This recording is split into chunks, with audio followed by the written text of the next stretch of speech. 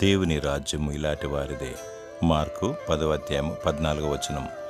ధనవంతులు, జ్ఞానవంతులు, పేరు ప్రతిష్టతలు గలవారు మరియు గొప్పవారు దేవుని నిత్య రాజ్యంలోకి ప్రవేశించడం అసంభవం.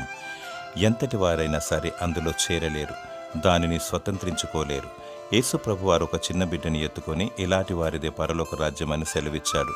దేవుడు మానవులను తన పోలిక చొప్పున తమ స్వరూపమందు నిర్మించాడు. దేవుడు నిర్మలుడు, నిష్కలంకుడు. అలాగే పిల్లలు కపటము లేనివారు, ఎప్పుడూ నవ్వుతూనే ఉంటారు. దేవుని మనస్సును పోలినవారు, ఇలాంటి వారిదే పరలోక రాజ్యము. యేసు ప్రభు అని ఒప్పుకొని ఆయనను హృదయంలో చేర్చుకొని నమ్మి బాప్తిసం పొంది దినదినము దేవుని వెంబడించువారు పసిపిల్లల మనస్తత్వం గలవారు.